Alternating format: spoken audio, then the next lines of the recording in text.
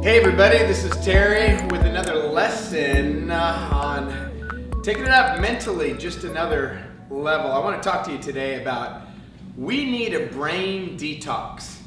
Now most people are thinking, okay, I got that one, next lesson, but let me just talk to you a little bit about that. First I want to address stress.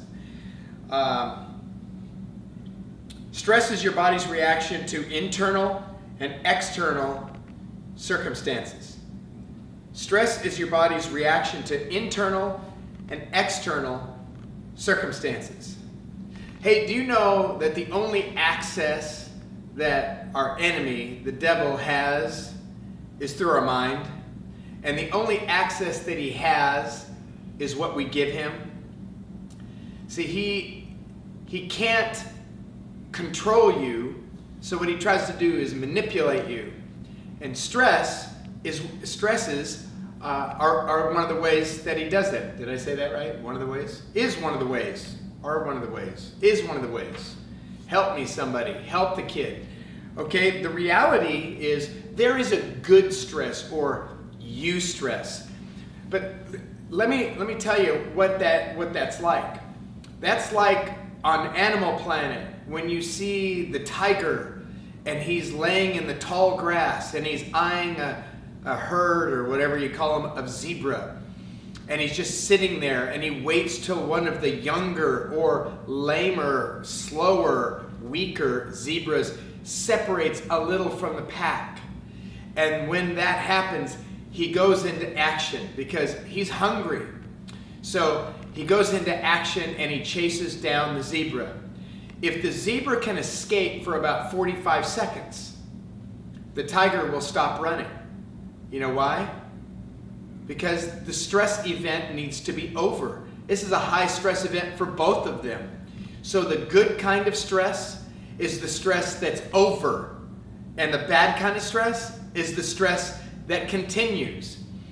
Now, there's a lot, I'm going to talk to you about this in the emotional section that we're doing, but there's a lot that happens in your brain when you're stressed out. Obviously, we have these chemicals that are flowing through our veins, but how they get flowing is kind of interesting. First, the hypothalamus is the response mechanism, and it gets the stress hormones flowing by dropping CRS to the pituitary gland, which drops ACTH to the adrenals.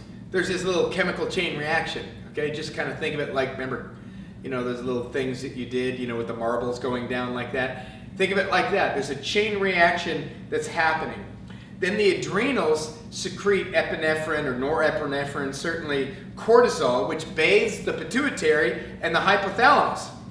And see, by the time it bathes it in it, because the time it takes for all of this to get flowing and go through the blood system, about 45 seconds, it's bathing the hypothalamus and the pituitary, and then the hypothalamus and pituitary go, it's over. It's time to shut off. See, when they have high levels of cortisol, they shut off. The problem is when we keep stressing out, there becomes a short circuit of sorts where the hypothalamus and the pituitary are dropping their chemicals to the adrenals that's filling the bloodstream with cortisol and going up, and then the hypothalamus and the pituitary are going, ah! They're kind of freaked out. And it's a short circuit. So now it's an open circuit with the adrenals, and it keeps the cortisol flowing. That is a problem. And let me tell you why. Well, okay, I'm going to tell you one reason why, because there's a lot of reasons why. One of the problems with it never stop flowing is it flows over the trees, the dendrites. Remember all the thoughts? It never stops flowing. So it goes over those dendrites and it shrinks them. That's right. You actually have mental incapacity because you're stressed. Haven't you? I don't know about you, but haven't you ever, had that happen to you? Experienced that when you're all stressed out and someone asks you a question that you know the answer to, and you can't think of the answer, like your wife's name? No, I always know that. But you know what I'm saying. When you're stressed out, you just don't think right. Why is that? Because cortisol is bathing the dendrites or those little trees in your head. and you're not getting the right thoughts to the right place, the wrong chemicals. Let me tell you something else. The reality is every cell has receptors, okay? Think of it like a lock and a key. So almost every cell in your body has a vitamin D receptor. Why vitamin D is so vitally important to your life. But it has a little vitamin D receptor. So it sits out there waiting to catch vitamin D. So when it catches the vitamin D, or when vitamin D comes knocking at the door, it catches it and it takes it in. The problem with cortisol going through your body and your brain all the time is it opens your cells up to take in things that they aren't supposed to take in. And that's a big problem, as you could probably imagine.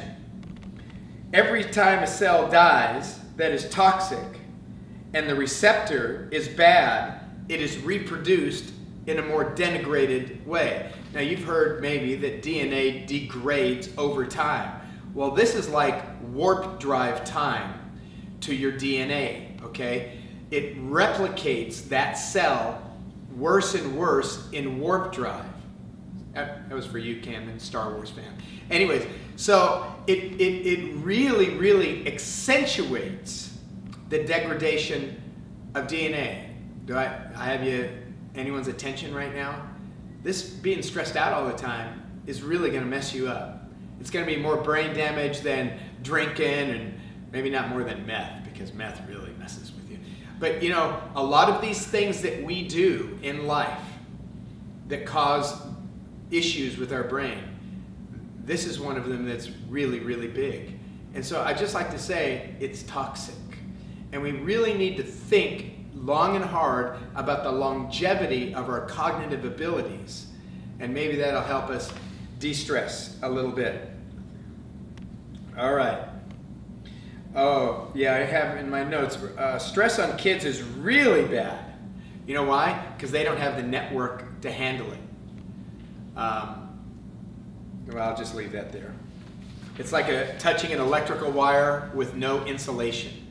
So kids are really vulnerable to stress, which is why we shouldn't stress them out.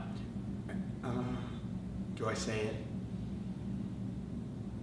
When you press a kid when they're young to learn a lot, early childhood education, and you're pressing them to learn a lot, it's really bad. It is really hard on children because of the stress, and it can incapacitate them. So take that for what it's worth. Here we go. You know when patterns of adulthood are ingrained in you? Childhood. Okay, let's get to toxicity a little bit more. Thinking toxic thoughts can change genetic expression, just as certain diets or exposure to chemicals and pollutants can result and change and affect one's genes. So, you know that there have been people that live near toxic waste dumps, and all of a sudden they get a very high rate, the neighborhood gets a high rate of cancer. You know, why is that? Because it changes genes. It changes genetic expression.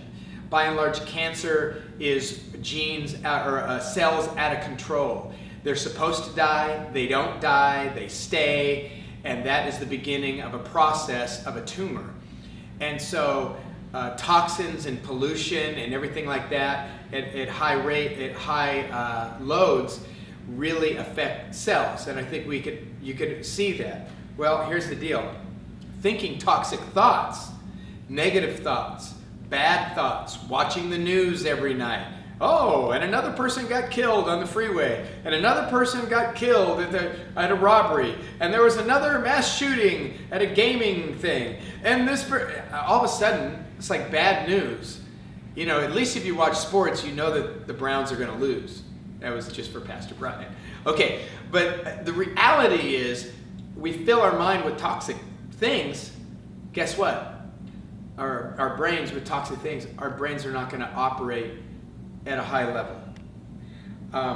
God, who brought the earth into existence with his words, and we have the power that he has with words. Now, obviously, we can't create worlds. I'm not talking about some weird religious thing, okay? I'm talking about that he put his image in us, and there are power in our words.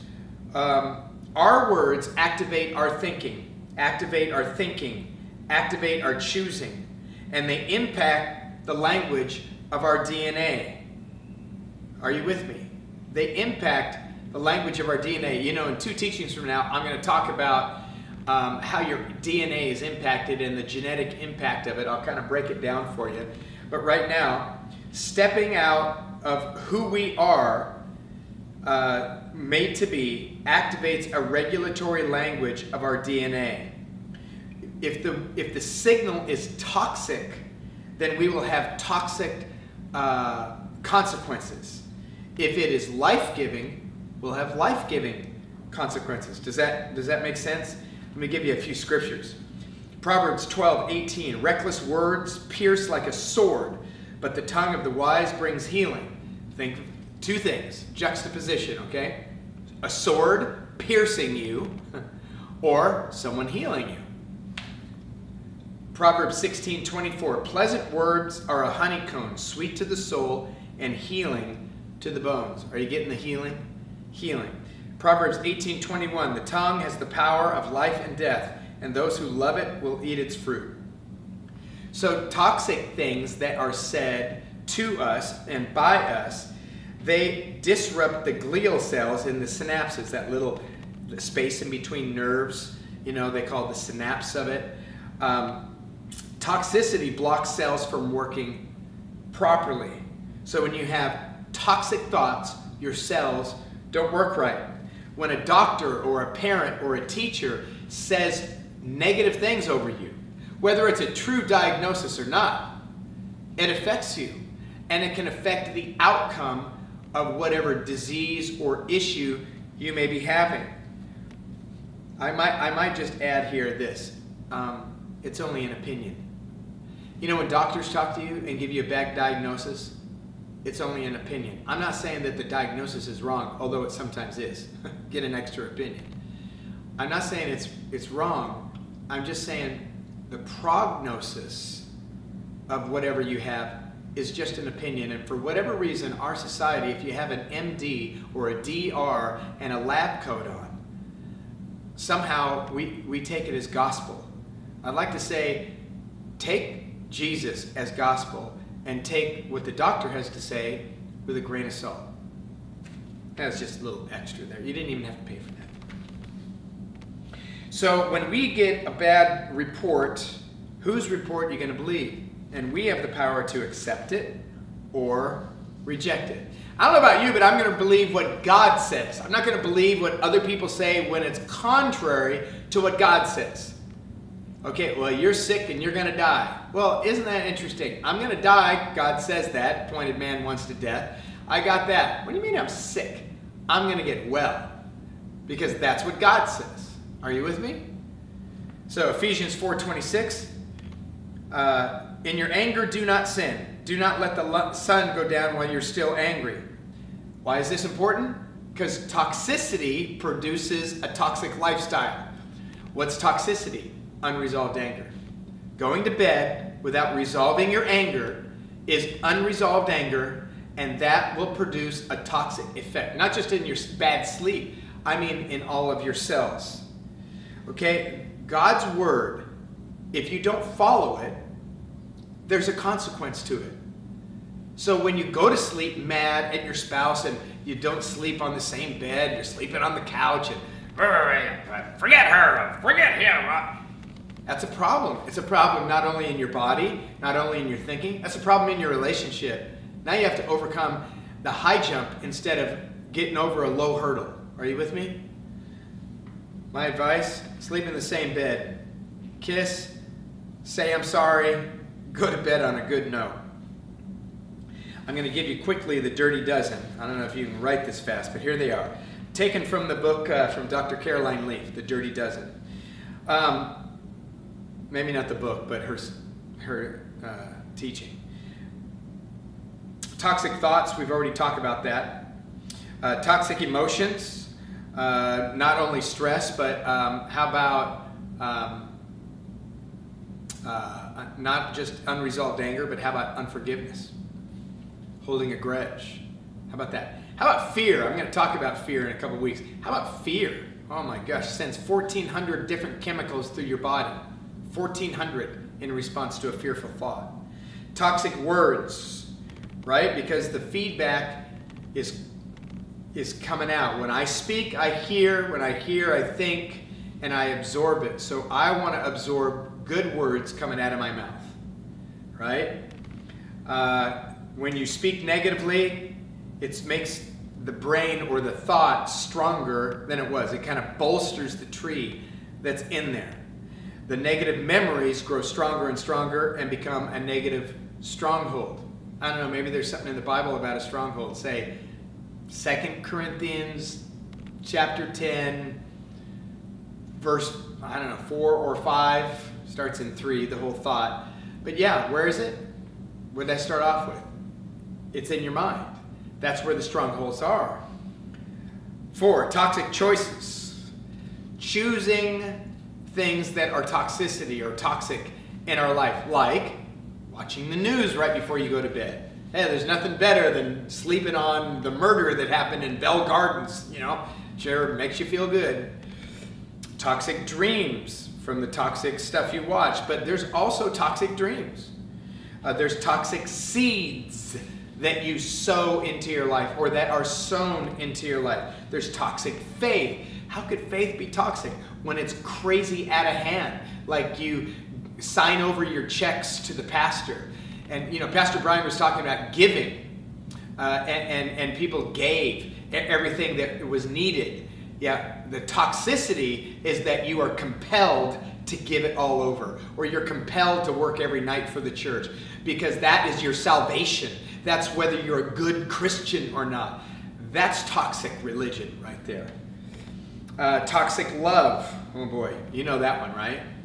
Some people, they love in a bad situation. Bad situation that looking on the outside, all of us would say, you need to get away from that friend, that partner, or that parent.